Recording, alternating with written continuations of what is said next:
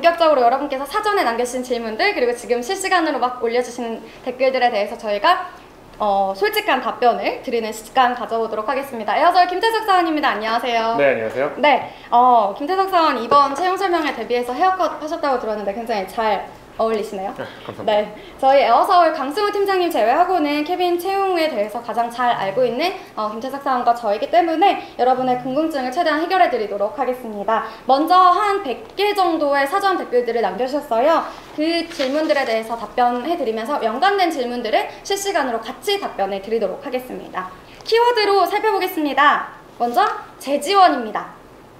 리니님께서 남기셨어요. 재지원 불이익 있나요? 저는 에어서울 승무원 될 때까지 지원할 거예요 라고 남겨주셨네요. 재지원 불이익 전혀 없습니다. 그쵸? 네, 재지원 불이익은 전혀 없고요. 네. 저희 실제로 합격하신 분들 중에서도 재지원자가 상당히 많습니다. 네. 그래서 제가 지난번 채용 설명회 때 저를 3번 보시면 그 최종 합격을 하신다 이런 소리로 했던 적이, 마지막 멘트로 이런 소리를 했던 적이 있는데, 실제로 면접 오셔가지고 저를 지금 4번째, 5번째 맞아요. 보신다, 그래서 좀 이제 그만 보고 싶다라고 하신 분이 있으셨는데 그분 최종 합격하셨었고요. 그래서 저희가 재지원자의 합격률이 높기 때문에 네. 그거에 대해서 부담 가지지 마시고 허리 세워서 앉아주시고요. 네, 지원해 주시면 될 것 같습니다. 네, 지난 채용 때 채용되신 분들의 거의 30% 정도는 재지원자세요. 그 얼마나 높은지 이제 조금 체감이 되실 것 같아요. 저희는 재지원자 분들을 오히려 열정이 있으신 분들이라고 생각을 하고요. 실제로 이번 가장 직전에 채용되셨던 분들 중에 약간 기수 대표로 활동하시는 분도 재지원자십니다. 약간 이런 정도예요.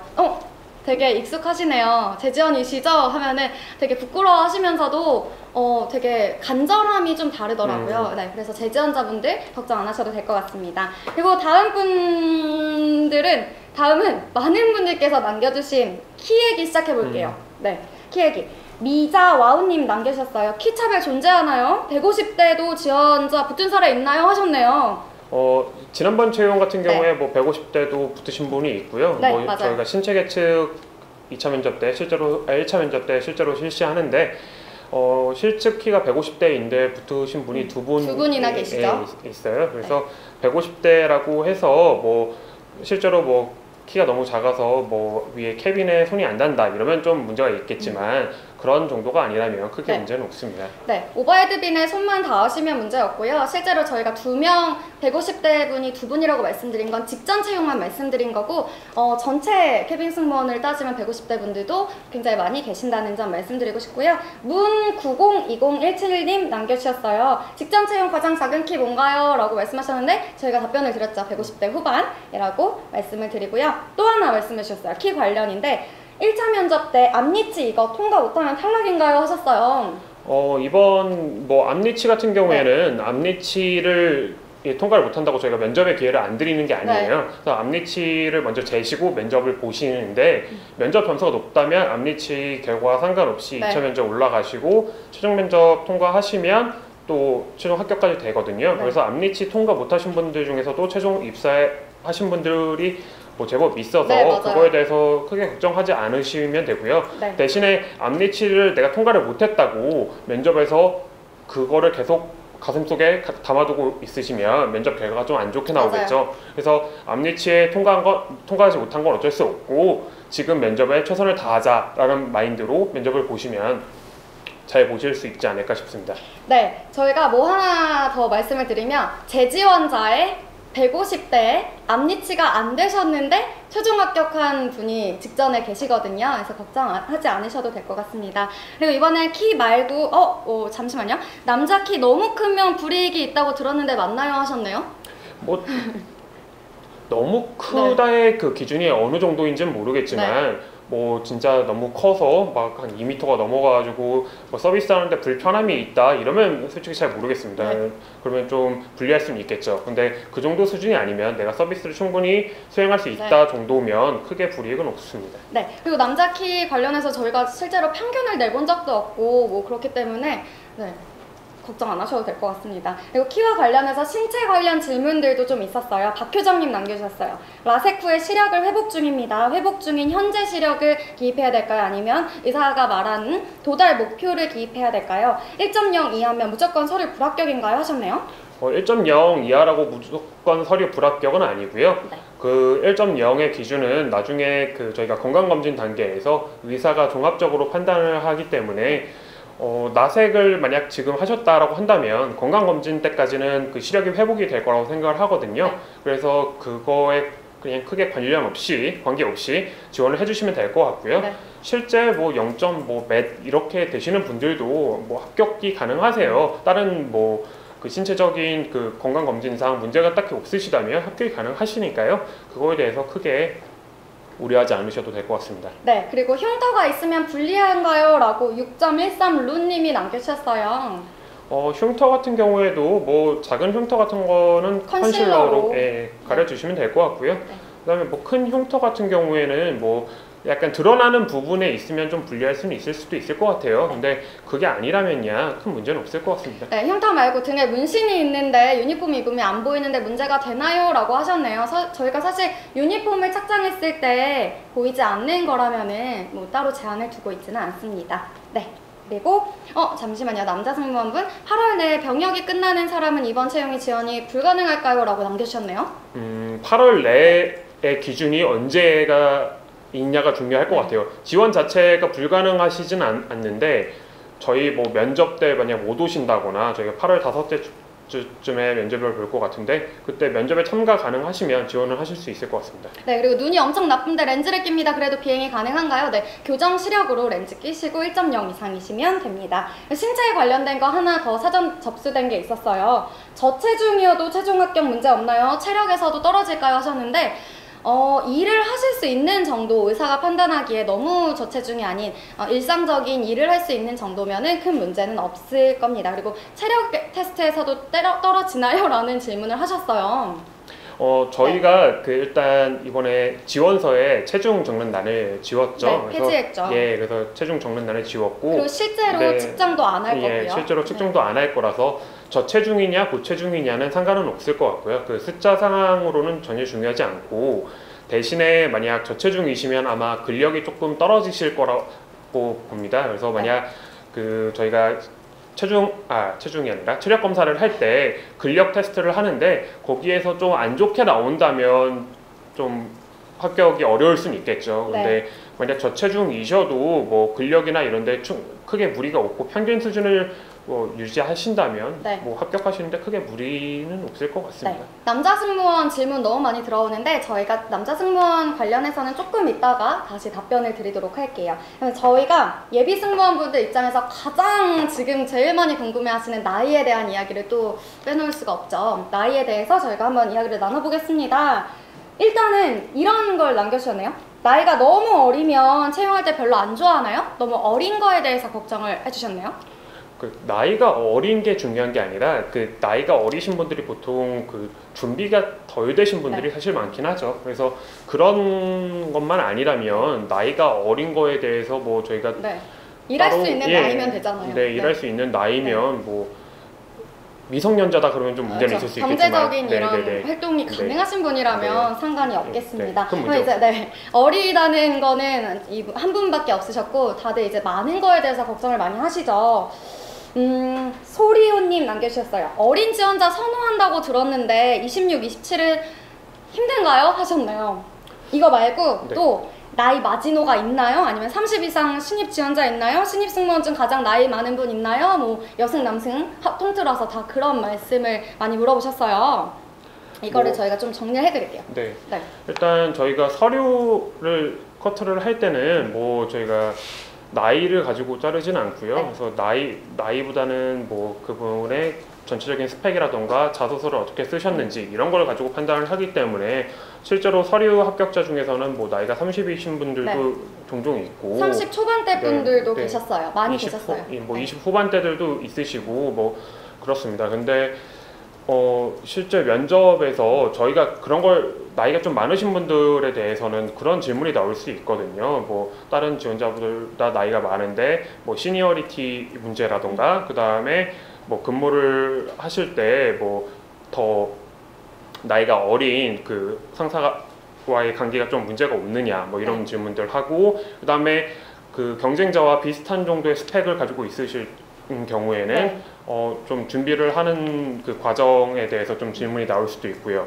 그래서 그런 것들이 좀 문제가 될 수는 있겠죠. 네. 근데 저희가 뭐 나이만으로 자른다라는 건 그렇게 네. 뭐 맞지 않는 정보인 것 지금 같고요. 뭐 매번 서탈하는데 나이가 20대 후반이라서 그런 건가요 하셨는데요. 저희는 서류 뭐 이런 것도 그렇고 아예 나이를 고려를 하지 않고 있거든요. 실제로 30대 초반 분들도 서류 합격을 많이 하셨고 면접에 1차 면접까지 가신 분은 있지만 30대가 최종 합격한 경우는 없습니다. 신입으로 지원하셔서 27, 28까지는 계시는데 그랬으면 좋겠어요. 저희도 그렇게 나이가 있으신 분이 최종 합격까지 하셔서 꼭 다음 채용 설명회 때는 옆에서 같이 케빈 승무원 대표로서 좀 같이 진행을 해주셨으면 좋겠는 마음이고요. 네, 30대 많이 뽑아주세요 해서 너무 가고 싶어요 라고 하시네요. 이게 실제로 케빈 승무원 현업의 이야기를 들어보면 나이가 너무 어린 지원자보다는 예비 승무원보다는 실제로 나이가 어느 정도 있는 승무원들이 약간 뭐 사회생활이라든지 업무적인 태도라든지 센스 같은 게 조금 달라서 오히려 일하기는 더 좋다. 오히려 나이 많은 사람 많이 뽑아달라는 말을 되게 많이 하거든요. 그래서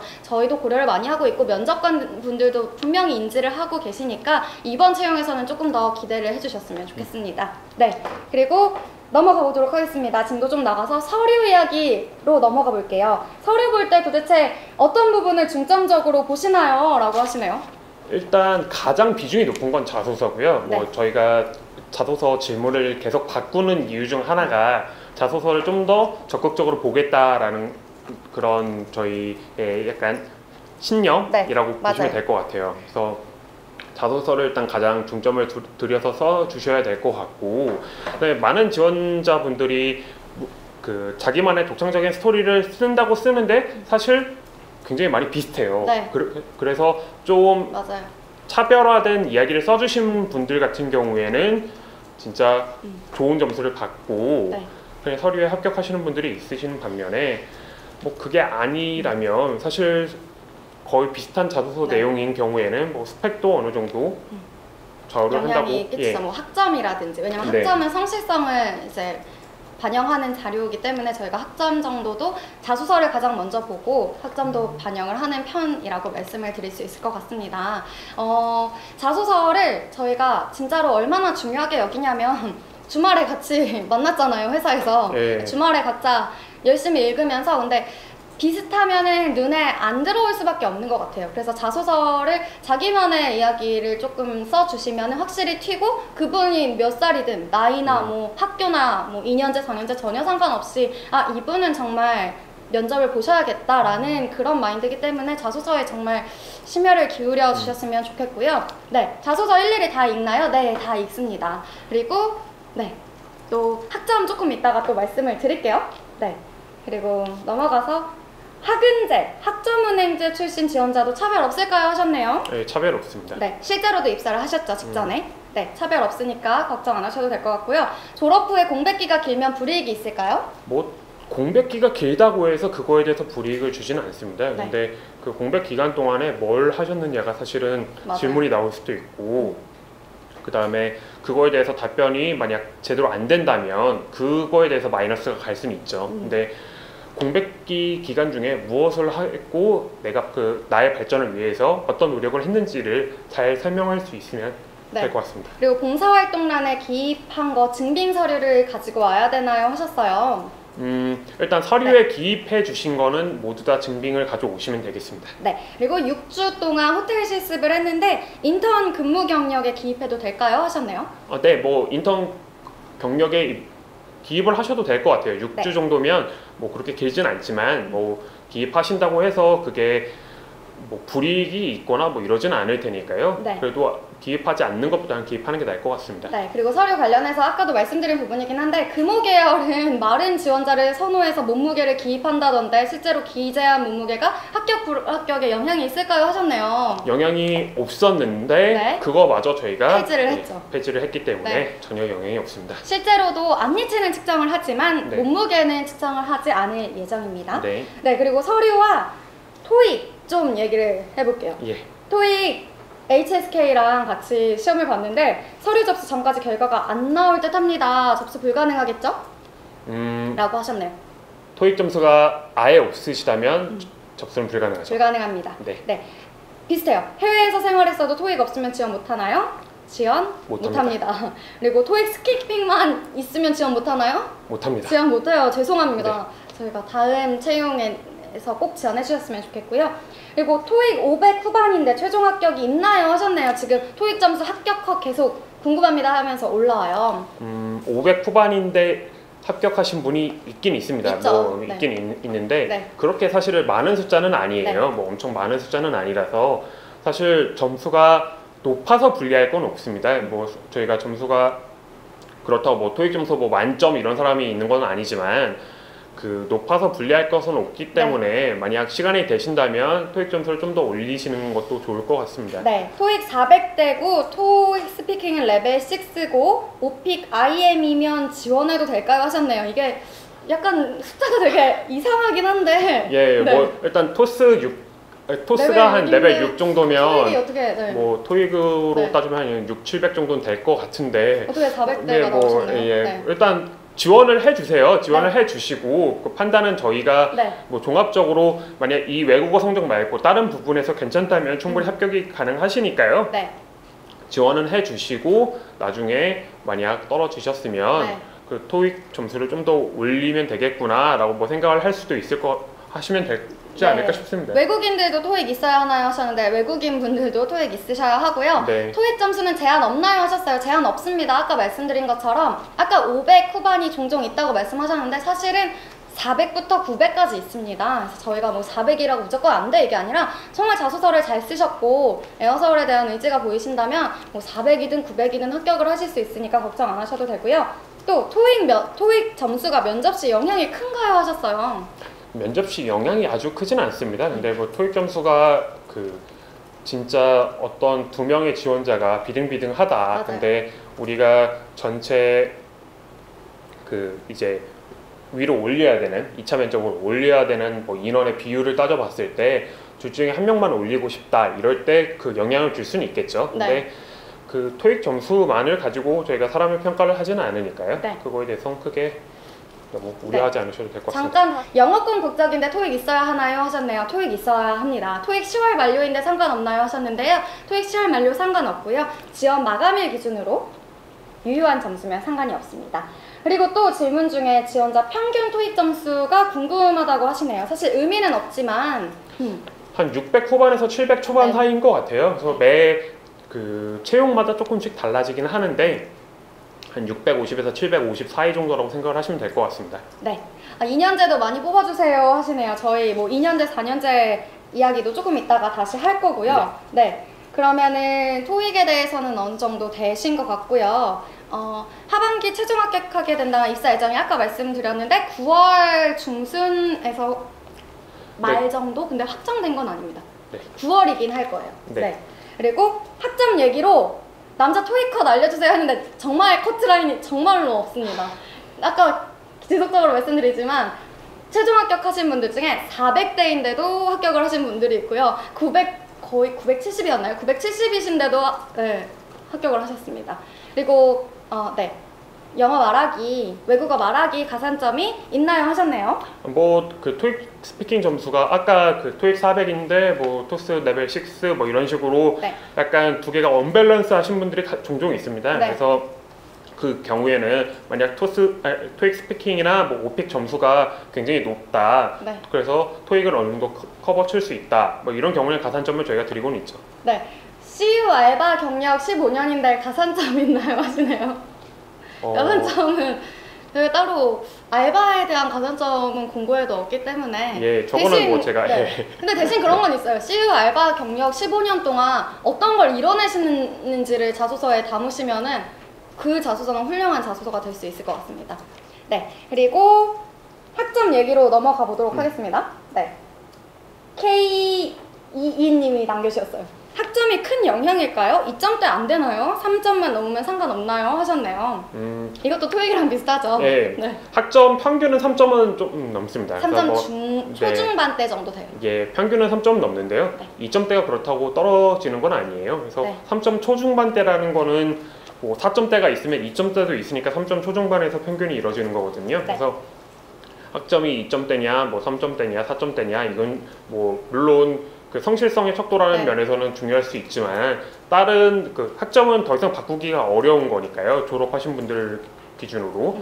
그래서 다른 좀 스펙들을 좀 더 키워주시면 그거를 만회하실 수 있지 않을까 싶습니다. 네, 그리고 또 비슷하게 남겨주셨어요. 인서울 학점 2.98인데 괜찮을까요? 하셨네요.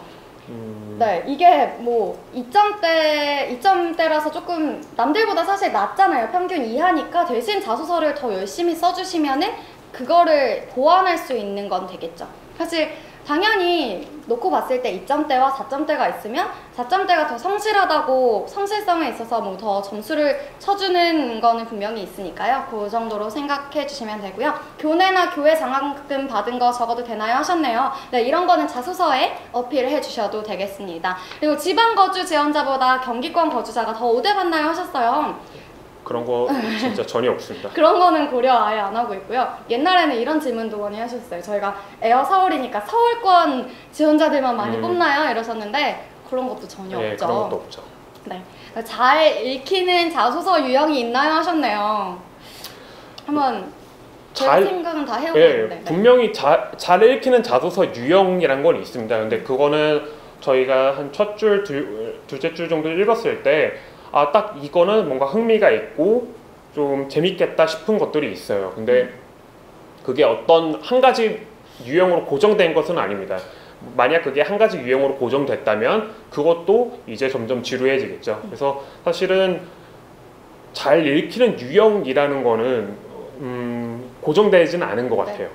근데 잘 읽히기 위해서는 지난번에도 말씀을 드렸는데 쓰고 나시고 퇴고를 여러 번 하시고요. 최종 제출하시기 전에 한 3번 정도는 말로 읽어보시는 게 좋을 것 같아요. 말로 뭐 토익, HSK 뭐 어쩌고 저쩌고 하시면서 읽어보셨을 때 매끄럽게 잘 읽힌다 하면은 저희도 똑같이 잘 읽히거든요. 그리고 뭐 소제목은 뭐 달아주시는 분들도 계시고 안 달아주시는 분들도 계신데 뭐 달아주시면은 훨씬 더 깔끔하고 잘 정돈된 느낌이 있는 거는 사실이고요. 또 분량도 그렇잖아요. 꽉 채워진 그렇죠. 것과 뭐 뒤숭숭하게 조금 송송 비어있는 것과 그렇죠. 봤을 때 꽉 채워져 있는 게 조금 더 시간을 투자하셨겠구나, 조금 더 노력을 하셨겠구나 라는 거를 볼 수 있습니다.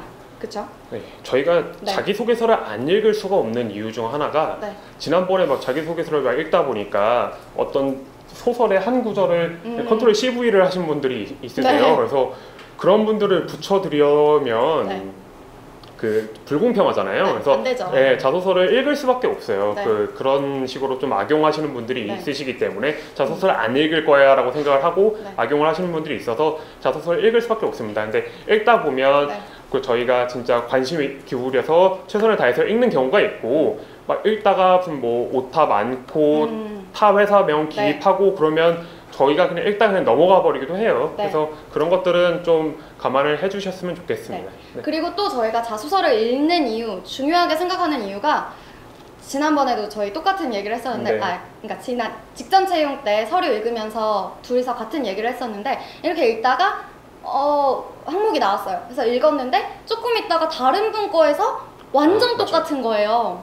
그래서 이게 어떻게 된 일일까라고 생각을 해봤죠. 근데 뭐 그냥 의미 없이 지원하셨을 수도 있고 아니면 뭐 어떤 과정이 있었겠죠. 그래서 이분 거와 이분 거가 네 항목이 다 똑같진 않지만 이렇게 뭐 한 항목씩 완전히 일치해버리는, 정말 토시 하나 안 틀리고 뭐 이런 경우가 있어서 정말 자소서에 열심히 집중하시는 분들을 저희가 좋은 점수를 드릴 수밖에 없는 이유라고 생각하시면 될 것 같습니다.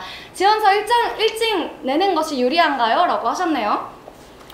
지원서를 일찍 내시면 면접을 앞조에서 보실 수 있습니다. 그래서 본인이 생각을 하시기에 면접을 앞조에서 보시는 게 유리할 것 같다라고 생각을 하시면 지원서를 일찍 내주시면 될 것 같고요. 수험번호 순이니까요. 네. 그리고 자소서 평가 같은 경우에도 먼저 내시는 분을 먼저 평가를 하고 있으니까요. 저희가 나중에 지원이 마감되면 그거를 쭉 내려받아서 이제 읽게 되는데 아무래도 수험번호 순으로 정렬이 되다 보니까 앞쪽에 지원하신 분들 거를 먼저 읽게 되어 있어요. 그래서 그게 유리하다고 생각을 하시면 먼저 지원을 해주시면 될 것 같고요.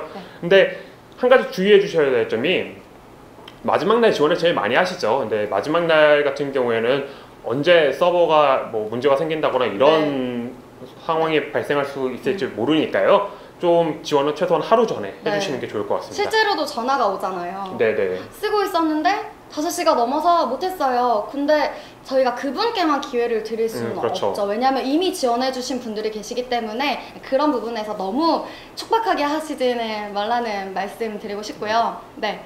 그리고 자소서 내용에 타 회사명 기입하면 안 되나요 하셨는데 기입하시면 이제 거의 서류 탈락의 길로. 혹시 그건가요?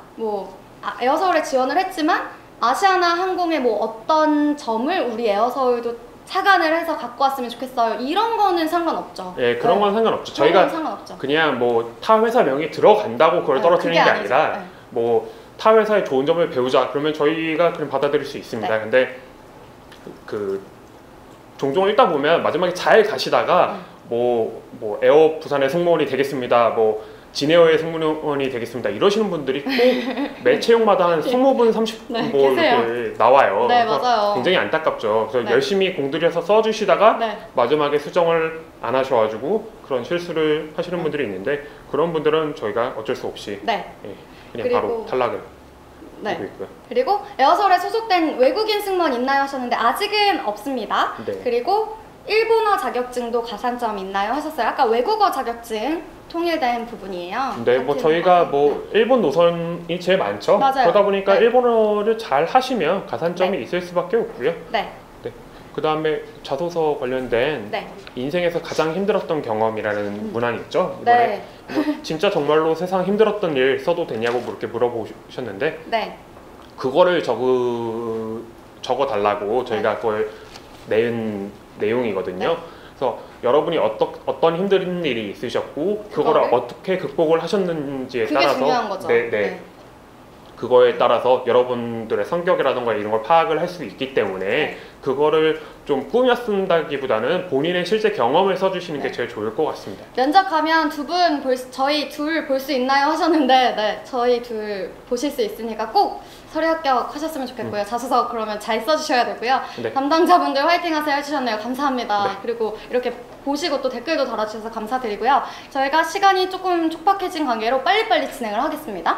면접 진행 중에 토익이 오르면 점수 제출 가능한가요 하셨어요.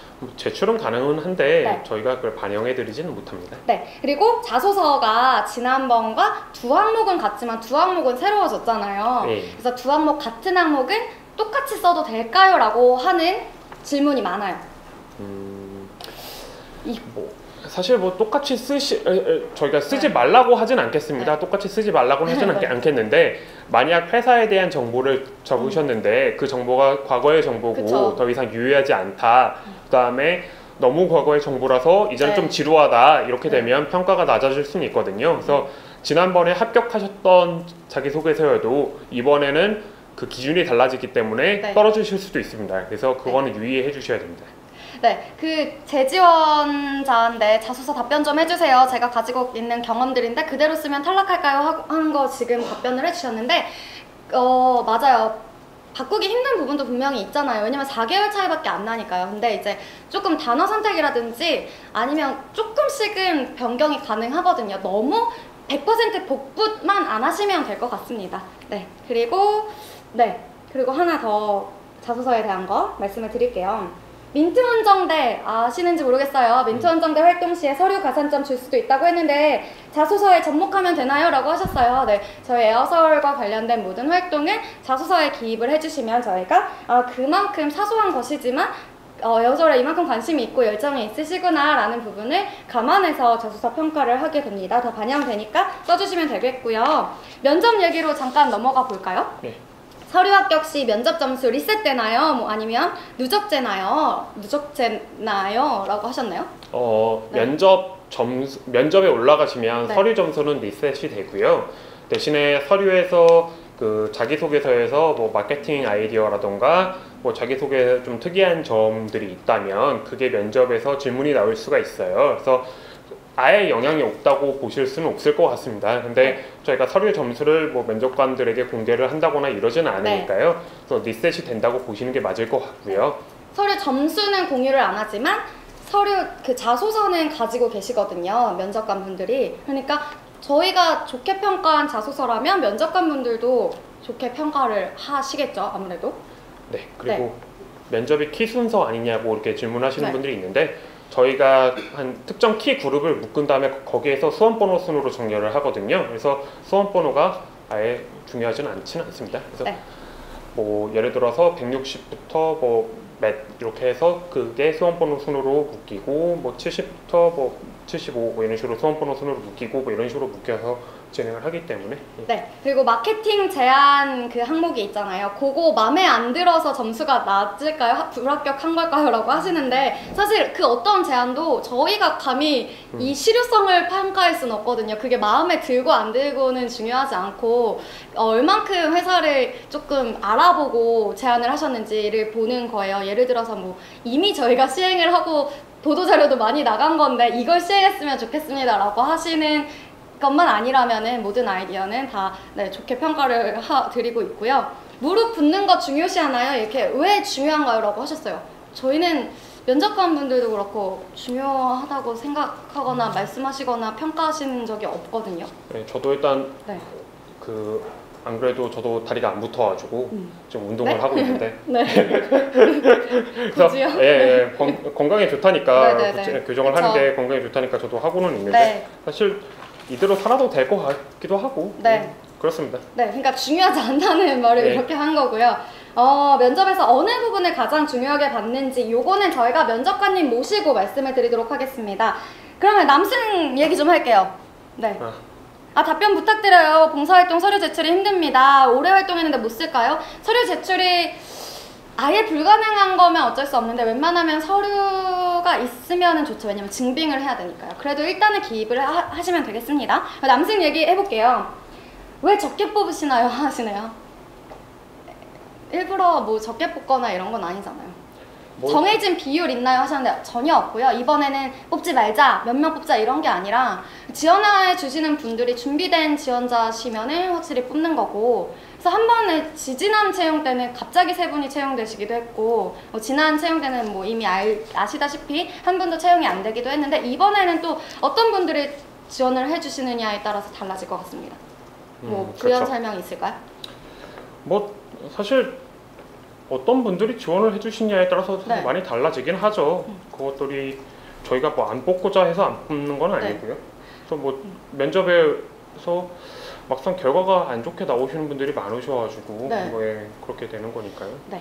그래서 남자와 승무원 뽑을 때 가장 중요하게 보는 것은 무엇일까? 이거는 저희가 면접관분 저희 팀장님께 한번 답변을 네. 넘겨보도록 하겠습니다. 사실 그거는 네. 저보다는 팀장님께 네. 나중에 물어보시면 그거는 좋을 것 같아요. 넘겨보도록 하겠고요. 사투리 섞어도 괜찮을까요? 네. 손님 저희 기내 고객 상대할 때 문제가 없는 정도면 괜찮겠습니다. 그리고 흉터는 아까 말씀을 드려가지고 시간 관계상 저희 풀 영상 올라오면 보시면 될 것 같고요. 에어부산 아시아나 항공의 지원자 및 현직 정보 공유하나요? 하셨어요? 하지 않습니다. 않습니다. 네, 딱딱 말씀드릴게요. 그리고 경쟁률과 서류 합격률 물어보시네요. 서류 합격률은 지원자 수에 따라서 다르긴 한데. 퍼센테이지는 계속 달라지고요. 근데 저희가 뭐 면접은 딱 정해진 일수 네. 3일 안에 보기 때문에 3일 안에 볼 수 있는 최대한의 인원을 저희가 서류 합격을 시켜드리고 있거든요. 네. 그래서 서류 인원은 뭐 한 1,500에서 2,000명 사이 정도가 되지 않을까 싶긴 네. 한데 네. 뭐 합격률은 계속 바뀐다고 할 수 네. 있겠죠. 1,500분에서 2,000분 정도 서류 합격 예정인데 이제 얼마나 지원해 주시는지에 따라 그 합격률이 달라지잖아요. 네. 그래서 합격률을 말씀을 못 드리지만 1,500분에서 2,000분 정도가 1차 면접에 임하신다고 보시면 되겠습니다. 이것도 근데 사실 정해진 건 아닌 게 네. 뭐 만약 지원자 분들이 3,000명도 안 된다 그러면 그럼 저희가 더 적어지겠죠. 1,500명을 네. 붙일 수는 없죠. 그래서 네. 그거에 대해서 네. 지원자 수가 몇 명이 되느냐가 네. 제일 중요할 것 같고요. 네, 2년제, 4년제 얘기해 주세요 하셨어요. 4년제, 2년제 저희 비율 뭐 정해놓거나 일부러 뭐 4년제를 더 조금 뽑고 2년제 많이 뽑고 이런 거 전혀 없거든요. 네. 그래서 뭐 지난번 채용 때도 한번 그 채용 설명에서 말씀드린 네. 것 같은데 저희가 2년제 비율도 상당히 높은 편이고요. 네. 저희가 그걸 정해놓고 뽑지는 않아요. 네. 그래서 그거에 대해서 크게 걱정을 하지 않으셔도 될 것 같습니다. 오히려 지원하시는 비율로 따지면 2년제 분들이 더 합격률이 높은 편입니다. 아까 그 네. 왜 면접을 키순으로 보는 거냐고 이렇게 질문을 네네네네. 댓글을 남겨주신 분이 있으셔가지고요. 사실 저희가 2016년에 처음에 케빈 승무원을 뽑을 때는 키순으로 면접을 보지는 않았었습니다.